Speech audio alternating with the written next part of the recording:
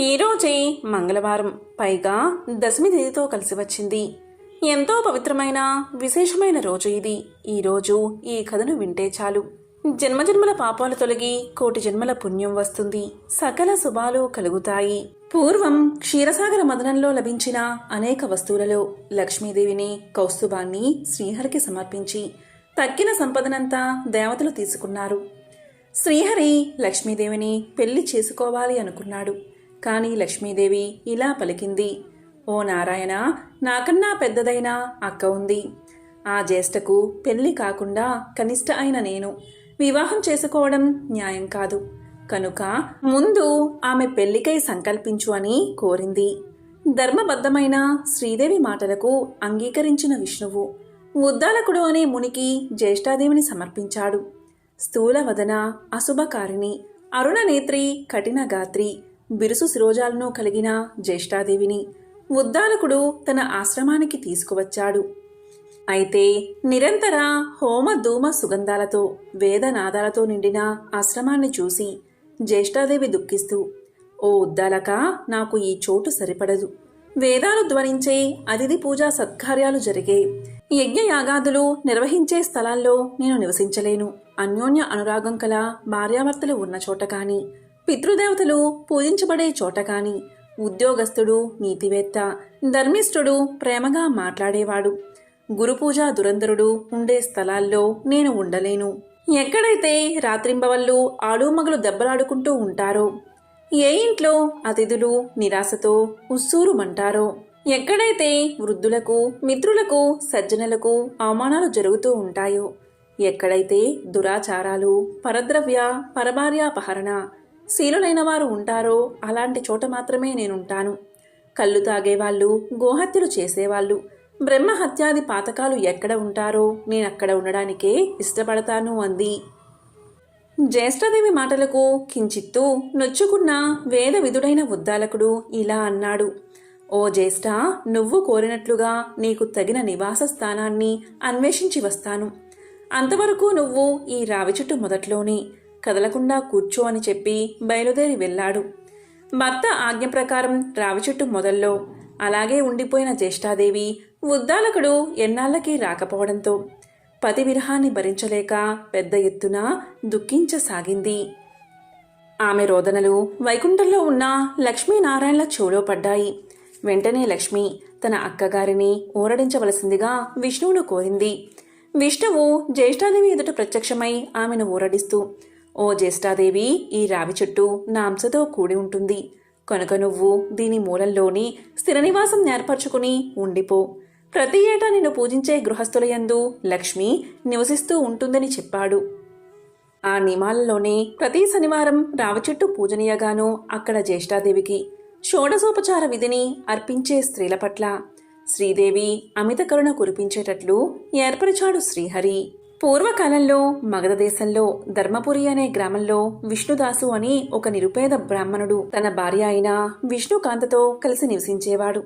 విష్ణుదాసు సోమరి, దైవభక్తి లేనివాడు. కాని అతని భార్య విష్ణుకాంత పేరుకు తగ్గట్టే మహాపతివ్రత, విష్ణు భక్తురాలు మరియు లక్ష్మీదేవిని తన కన్నతల్లిలా ఆరాధించేది. వారి ఇంట్లో దరిద్రం తాండవించేది. తినడానికి తిండి కూడా ఉండేది కాదు. విష్ణుదాసు ఏ పని చేయకుండా జూదరులతో, సోమరులతో తిరిగి భార్యను నానాహింసలు పెట్టేవాడు. అయినా విష్ణుకాంత తన భర్తను దైవంగా భావించి అతనికి సేవ చేస్తూ తన బాధనంతా ఆ లక్ష్మీనారాయణలకే చెప్పుకునేది. ఇలా ఉండగా గ్రామంలోని స్త్రీలందరూ ప్రతిరోజు నదీ స్నానం ఆచరించి తులసికోట వద్ద దీపాలు వెలిగించి నోములు, వ్రతాలు చేసుకుంటూ ఆనందంగా ఉండేవారు.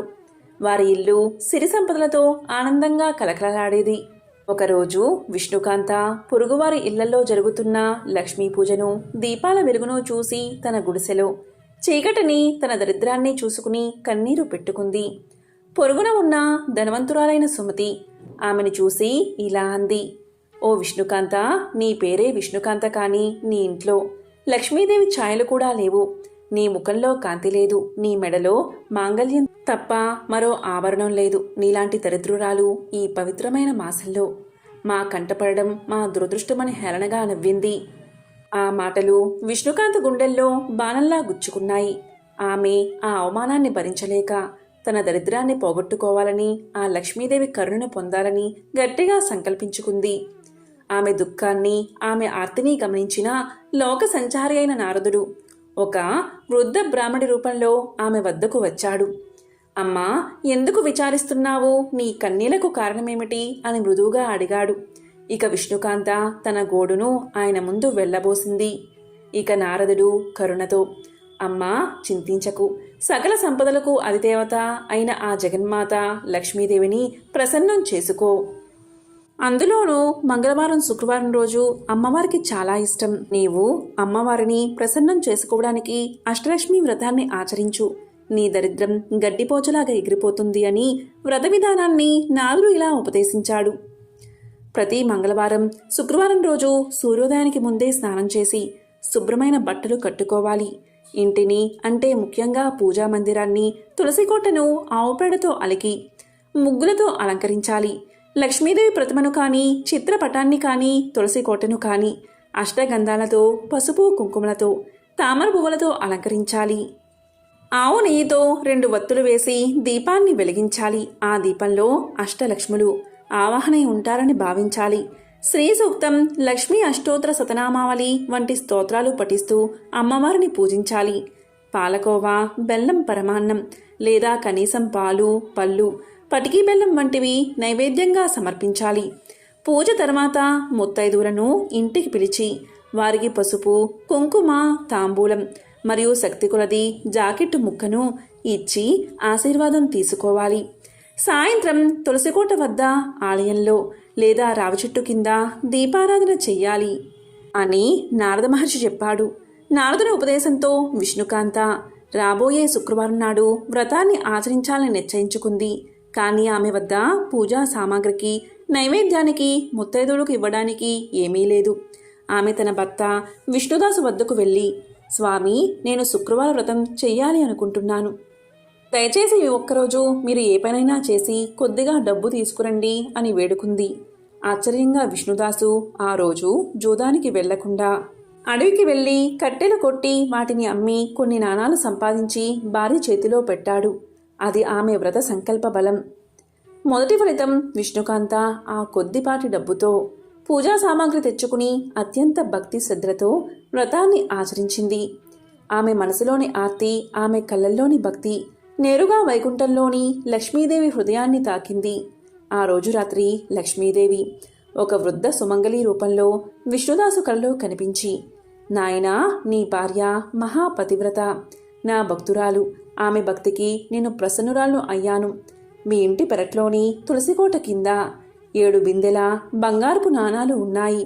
అది నీ పూర్వీకులు దాచిన ధనం. నీ భార్య పుణ్యం వల్ల అది మీకు తిరిగి దక్కుతుంది. ఆ సంపదను ధర్మ కార్యాలకు, వ్యాపారానికి ఉపయోగించి సుఖంగా జీవించు. నీ భార్యను కంటికి రెప్పలా చూసుకో అని చెప్పి అమ్మవారు మాయమైపోయింది. ఇక విష్ణుదాసు ఉలిక్కిపడి లేచి జరిగిందంతా భార్యకు తెలియచేశాడు. ఇద్దరూ కలిసి పెరట్లోని తులసికోట కింద తవ్వి చూడగా వారికి నిజంగానే 7 బిందెల బంగారపు నాణాలు లభించాయి. ఇక వారి ఆనందానికి అవధుల్లేవు.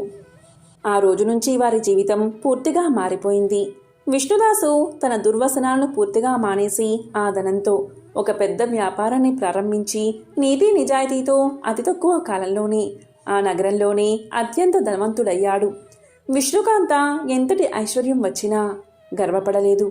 ఆమె ప్రతి మంగళవారం, శుక్రవారం మరింత వైభవంగా వందలాది ముత్తైదువులను పిలిచి అన్నదానం, వస్త్రదానం చేస్తూ లక్ష్మీదేవి వ్రతాన్ని కొనసాగించింది. ఒకప్పుడు ఆమెను చూసి హేళనగా చేసిన సుమతి కూడా ఇప్పుడు ఆమె పాదాలకు నమస్కరించి ఆమె ఆశీర్వాదం తీసుకునే స్థాయికి వచ్చింది. ఈ కథను ఎవరైతే భక్తి శ్రద్ధలతో వింటారో వారికి సకల శుభాలు కలుగుతాయి. లక్ష్మీదేవి అనుగ్రహం సంపూర్ణంగా కలుగుతుంది. పూర్వకాలంలో రఘువంశపు రాజైన దిలీపునికి చాలా కాలం వరకు సంతానం కలగలేదు. అప్పుడు దిలీపుడు తన అర్ధాంగి అయిన సుదక్షిణాదేవితో సహా సద్గురు దర్శనం కోసం వశిష్ఠ మహర్షి ఆశ్రమానికి చేరుకున్నాడు. తనకు గల బాధను వశిష్ఠ మహర్షికి చెప్పాడు. అప్పుడు 1 నిమిషం ధ్యానం చేసి వశిష్ఠుల వారు ఇలా అన్నారు, నాయనా, నీవొకసారి దేవేంద్రలోకం వెళ్ళి తిరిగి వస్తున్నప్పుడు కల్పవృక్ష ఛాయలో ఉన్న కామధేనువును గమనించలేదు.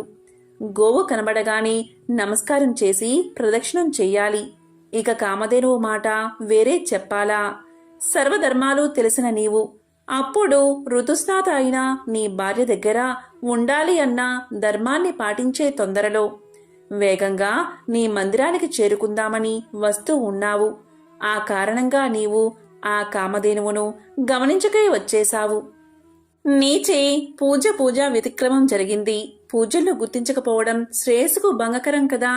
అప్పుడు కామధేనువు, రాజా, నన్ను పూజించకని తొందరలో ఉండి వెళ్ళిపోతున్నావు. నా సంతానమును సేవించినా కాని నీకు సంతానం కలగదు అని చెప్పింది. కాని రథవేగం వల్ల వాయుధ్వని కారణంగా నీకు గాని నీ సారథికి కాని ఆ కామధేనువు చెప్పిన మాటలు వినబడలేదు. నాయనా, తెలిసి చేసినా తెలియక చేసినా కర్మఫలాన్ని అనుభవించక తప్పదు.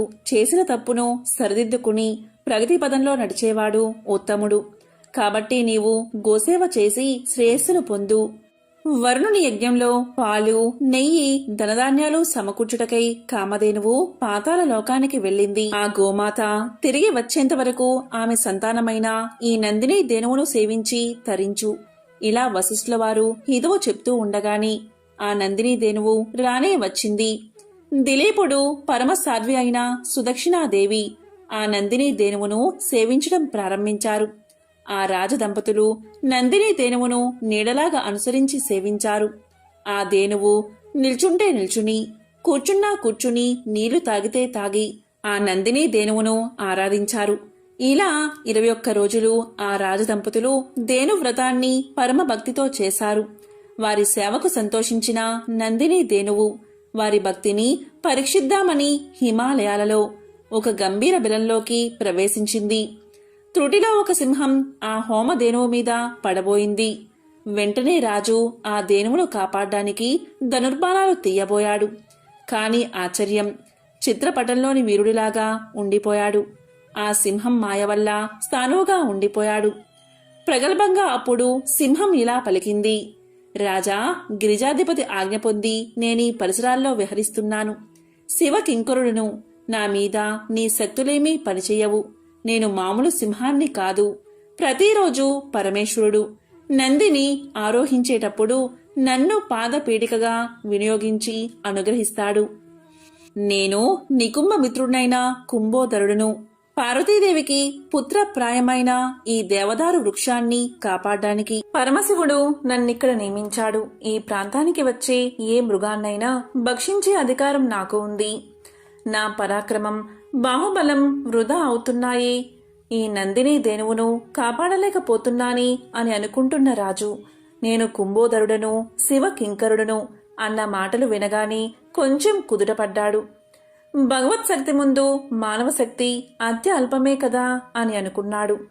ఆ కుంభోదరునితో ఇలా పలికాడు, ఓ దివ్య సింహమా, సృష్టి స్థితిలయకారకుడైన ఆ పరమేశ్వరుడు నీకు వలే నాకు కూడా పరమ పూజ్యుడు.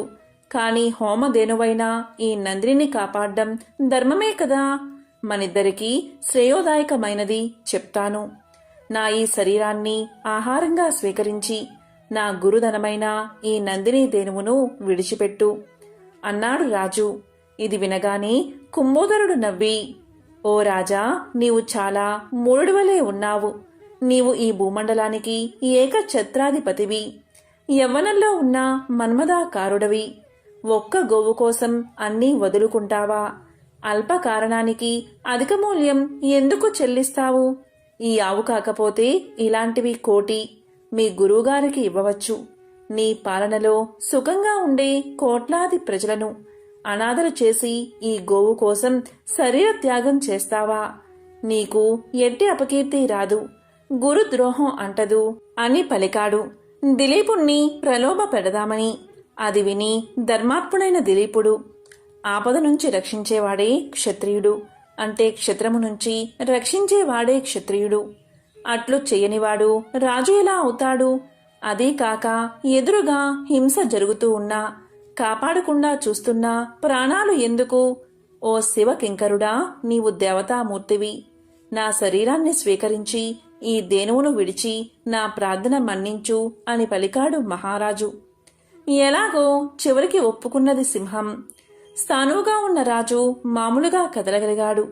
తన్ని తాను సింహానికి అర్పిద్దామని మోకాళ్లపై కూర్చుని తల వంచుకుని సింహం వేటుకై ఎదురుచూస్తున్న దిలీపుడి మీద పుష్పవృష్టి కురిసింది. నందిని దేనువు అప్పుడు దివ్య ఆకృతి దాల్చి ఇలా పలికింది. రాజా, వశిష్ఠ మహర్షి తపశక్తి వల్ల నన్ను ఈ సింహమే కాదు, విశ్వంలో ఏ శక్తి హాని కలిగించలేదు. నిన్ను పరీక్షిద్దామని ఇలా చేశాను. నీ భక్తితో నన్ను మెప్పించావు.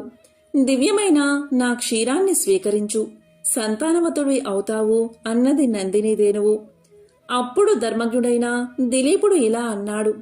తల్లి, నీ కరుణ అమోఘం. నన్ను నా అర్ధాంగిని ధన్యుల్ని చేశావు. లేగదూడా నీ పాలకై ఎదురుచూస్తుంది. మహర్షులు యజ్ఞార్థం నీ క్షీరానికై నిరీక్షిస్తూ ఉంటారు. వారు తీసుకున్న తర్వాత మిగిలిన దానిలో 6వ వంతు తీసుకుంటాను. ధర్మాత్ముడైన రాజు ప్రజల నుంచి 6వ వంతు మాత్రమే కప్పంగా తీసుకుంటాడు అని రాజు పలకగా తదేతి అని ఆశీర్వదించింది నందిని. దేనువ్రత మహిమ వల్ల రఘుమహారాజును పుత్రునిగా పొందినాడు దిలీపుడు. ఒకసారి సౌనకాది మహర్షులు ఇలా పలికారు. ఇతర వృక్షాల కంటే రావి, మర్రి చెట్లు మాత్రమే ఎందుకంత పవిత్ర వృక్షాలుగా పేరు పొందాయి అని అడగగా సూదుడు ఇలా చెప్పసాగాడు.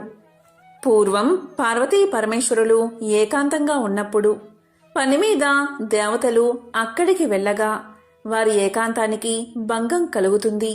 దీనికి పార్వతీదేవి ఎంతో కోపగించి మా ఏకాంతాన్ని భంగం చేశారు కాబట్టి భూలోకంలో చెట్లుగా పడి ఉండండి అని శపిస్తుంది దేవతలని. పార్వతీదేవి పెట్టిన శాపానికి ఆ పరమేశ్వరుడితో సహా దేవతలందరూ వృక్షాలుగా మారిపోతారు. ఈ విధంగా దేవతలంతా వేరువేరు వృక్షాలుగా మారితే శ్రీ మహావిష్ణువు రావి చెట్టుగాను, మహాశివుడు మర్రి చెట్టుగాను మారిపోయారు. ఇలా రావి, మర్రి చెట్లుగా మారిన శివకేశవులు జగదేక పూజనీయులు కాబట్టి ఆ చెట్లకు అంతటి పవిత్రత కలిగింది. వీటిలో రావి చెట్టు శని దృష్టికి సంబంధించిన కారణంగా శనివారం రోజు మాత్రమే పూజనీయమైనది. శని, ఆదివారం రోజు తప్ప తక్కిన రోజుల్లో రావి చెట్టును అస్సలు తాకకూడదు అని సూతుడు సౌనకాది మహామునులు చెప్పగా ఇదంతా విన్నా సౌనకాది మహర్షులు రావి చెట్టు ఎందుకు శనివారం మాత్రమే పూజనీయం అయింది, మిగిలిన రోజుల్లో ఎందుకు తాకకూడదు అని అడిగారు. దానికి సూత మహర్షి ఇలా చెప్పసాగాడు. పూర్వం క్షీరసాగర మదనం జరిగినప్పుడు అనేక వస్తువుల్లో లక్ష్మీదేవిని, కౌస్తుభాన్ని శ్రీహరికి సమర్పించి తక్కిన సంపదనంతా దేవతలు తీసుకున్నారు. శ్రీ మహావిష్ణువు లక్ష్మీదేవిని వివాహం చేసుకోవాలి అనుకున్నాడు. కాని లక్ష్మీదేవి శ్రీ మహావిష్ణువుతో ఇలా పలుకుతుంది. దేవా, నాకన్నా పెద్దది అయినా నా అక్కయ్య ఉంది. ఆమెకు వివాహం కాకుండా చిన్నదైన నేను వివాహం చేసుకోవడం తగదు. కాబట్టి మా అక్క పెళ్లి గురించి ఆలోచించండి అని పలుకుతుంది. దాంతో శ్రీ మహావిష్ణువు లక్ష్మీదేవి అక్కగారైన జ్యేష్ఠాదేవిని ఉద్దాలకుడు అనే మహర్షికి ఇచ్చి వివాహం జరిపిస్తాడు. ఆ విధంగా ఉద్దాలకుడు జ్యేష్ఠాదేవిని తన ఆశ్రమానికి తీసుకువెళ్తాడు. ఆ తరువాత శ్రీ మహావిష్ణువు లక్ష్మీదేవిని వివాహం చేసుకుంటాడు. నిరంతరం ధూపదీప నైవేద్యాలతో నిండిన ఆశ్రమాన్ని చూసి, వేదఘోషతో మారుమోగుతున్న ఆశ్రమాన్ని చూసి, ఆశ్రమంలోని శుభ్రతను చూసి జ్యేష్ఠాదేవి దుఃఖిస్తూ, ఇది నాకు సరైన చోటు కాదు. శుభ్రంగా ఉన్న చోట వేదాలు చదివే దగ్గర, అతిథి సత్కార్యాలు జరిగే దగ్గర, యజ్ఞాలు జరిగే దగ్గర నేను నివసించలేను. అదేవిధంగా ప్రేమగల భార్యాభర్తలు ఉండే చోట, పితృదేవతలను పూజించే చోట, నీతిగా ఉండేవారి దగ్గర, అబద్ధం ఆడనివారి ఇంట, ప్రేమగా మాట్లాడేవారి ఇంట, గురువులను పూజించే దగ్గర నేను ఉండలేను అంటుంది. దీంతో ఉద్దాలకుడు మరి నీవు ఎక్కడ ఉంటావు అని అడుగుతాడు. దానికి జ్యేష్ఠాదేవి ఇలా సమాధానం చెప్తుంది. ఏ ఇంట్లో అయితే రాత్రింబగళ్ళు భార్యాభర్తలు దెబ్బలాడుకుంటూ ఉంటారో, ఏ ఇంట్లో అయితే అతిథులు నిరాశతో ఉంటారో, ఎక్కడైతే వృద్ధులకు, మిత్రులకు, మంచివారికి అవమానం జరుగుతుందో, ఇంకొకరి ధనాన్ని ఆశపడేవారి ఇంట్లో శుభ్రంగా లేని చోట నేను నివాసముంటాను అని పలుకుతుంది. భార్య యొక్క మాటలు విన్న ఉద్దాలకుడు ఎంతో కలత చెంది, ఓ జ్యేష్ఠాదేవి, నీవు కోరినట్లు నీకు తగిన నివాస స్థానాన్ని వెతికి వస్తాను. అంతవరకు నీవు రావిచెట్టు మొదట్లోని కదలకుండా కూర్చోమని చెప్పి వెళ్ళిపోతాడు. భర్త చెప్పింది ఆజ్ఞగా భావించి రావిచెట్టు మొదట్లోని కూర్చుని ఉండిపోతుంది జ్యేష్ఠాదేవి. ఎన్ని రోజులు గడిచినా ఉద్దాలకుడు రాకపోవడంతో పతి విరహాన్ని భరించలేక జ్యేష్ఠాదేవి పెద్దగా రోదించడం మొదలు పెడుతుంది. ఆమె ఏడుపులు వైకుంఠంలో ఉన్న లక్ష్మీనారాయణలా చెవిలో పడతాయి. అది విన్న లక్ష్మీదేవి ఇలా అంటుంది, స్వామి, నా అక్క అయిన జ్యేష్ఠాదేవి ఎందుకో రోదిస్తుంది. ఆమె దగ్గరకు వెళ్ళి రండి అని మహావిష్ణువును కోరుతుంది.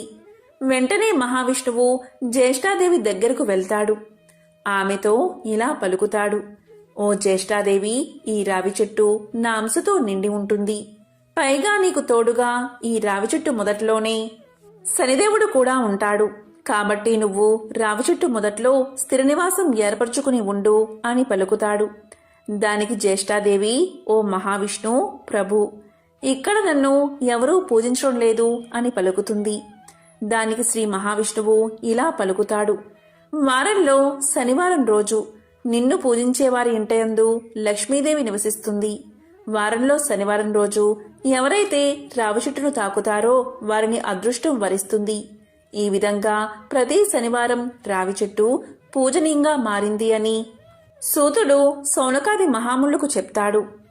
ఎవరైతే జ్యేష్ఠాదేవిని శనివారం రోజు షోడశోపచారాలతో పూజిస్తారో అలాంటి వారి పట్ల లక్ష్మీదేవి సంతోషించి సకల సంపదలను కురిపిస్తుందని సూతుడు తెలియచేస్తాడు. కాబట్టి వారంలో సోమ, మంగళ, బుధ, గురు, శుక్రవారాల్లో రావి చెట్టును తాకకూడదు. శని, ఆదివారాల్లో తాకవచ్చు. ఎవరైతే ఈ కథను వింటారో లేక చదువుతారో అలాంటి వారి జన్మల పాపాలు తొలగి కోటి జన్మల పుణ్యం వస్తుంది. సకల శుభాలు కలుగుతాయి. ఇలాంటి శక్తివంతమైన రోజు ఎవరైతే ఈ కథను వింటారో వారికి ఉన్న శని బాధలు తొలగిపోతాయి. కష్టాలు, దరిద్రం తొలగి ఐశ్వర్యవంతులు అవుతారు. మరి శనిదేవుడి మహిమను తెలిపే ఆ పవిత్ర కథ ఏంటో ఇప్పుడు తెలుసుకుందాం. పూర్వకాలంలో సుమేధుడు అని బ్రాహ్మణుడు నివసిస్తూ ఉండేవాడు. ఒకరోజు అతనికి ఒక కల వచ్చింది. ఆ కలను భార్యతో ఇలా చెప్పాడు, ఈ మధ్య నాకు కలలో ప్రతిరోజు ఒక నీలిరంగు దుస్తులు వేసుకున్న వ్యక్తి కనిపిస్తున్నాడు. మాటి మాటికి 7 సంవత్సరాలు నిన్ను పట్టుకుంటాను అని అంటున్నాడు అని భార్యకు తెలియజేశాడు. దాంతో భార్య ఇలా పలుకుతుంది, నీలిరంగు బట్టలు అంటే శనిదేవుడు. మీకు శనిదశ ప్రారంభం కాబోతుంది అని అర్థం. ఈసారి శనిదేవుడు కల్లో కనిపిస్తే పట్టుకోమని చెప్పండి, కానీ 2 కాలం కంటే ఎక్కువ ఉండడానికి ఒప్పుకోకండి అని భార్య తెలియచేస్తుంది. ఇక తర్వాత రోజు శనిదేవుడు సుమేధుడి కల్లో కనిపిస్తాడు. ఇక సుమేధుడు ఇలా పలుకుతాడు, ఓ శనిదేవా, నన్ను పట్టుకుంటావా అని అడుగుతాడు. దానికి శనిదేవుడు, ఓ బ్రాహ్మణుడా, నేను నీపై పూర్తిగా 7 సంవత్సరాల పాటు ఉంటాను అని పలకగాని దానికి సుమేధుడు, ఓ శనిదేవా, నేను అన్ని రోజులు నిన్ను భరించలేను అంటాడు. దానికి శనిదేవుడు, ఓ సుమేధ, నేను పూర్తిగా 5 సంవత్సరాలు నిన్ను పట్టుకుంటాను అంటాడు. దానికి బ్రాహ్మణుడు, ఓ శనిదేవా, అన్ని రోజులు నేను నిన్ను మొయ్యలేను అంటాడు. దానికి శనిదేవుడు, అయితే సుమేధ, 2.5 సంవత్సరాల కాలం నేను నీతో ఉంటాను అంటాడు. దానికి బ్రాహ్మణుడు, ఓ శనిదేవా, అన్ని రోజులు నేను నీతో ఉండలేను అంటాడు. ఇక శనిదేవుడు చివరగా ఇలా పలుకుతాడు, చూడు సుమేధ, 2.25 సంవత్సరాల కాలం నీవు నన్ను భరించక తప్పదు అంటాడు. దానికి సుమేధుడు సరే అని ఒప్పుకుంటాడు. మరుసటి రోజు ఉదయం నిద్రలేవగాని ఈ విషయాన్ని తన భార్యకు తెలియచేస్తాడు. నాకు 2.25 సంవత్సరాల శనిదశ ప్రారంభమైంది. నాకు నీవు 2 బంగారు కాసులు ఇవ్వు అని అంటాడు. నేను అడవిలోకి వెళ్ళి పూజా పునస్కారాలు చేసి వస్తాను. నీవు ఇంట్లోనే ఉండి పిల్లల్ని జాగ్రత్తగా చూసుకో. ఎవరితోనూ పోరు పెట్టుకోకు. అందరితో జాగ్రత్తగా ఉండు. ఇలా చెప్పి బ్రాహ్మణుడు అడవిలోకి వెళ్తాడు. అక్కడ ఒక చెట్టు కింద కూర్చుని పూజ చేసుకుంటూ ఉంటాడు. ఇలా ఒక కాలం గడుస్తుంది.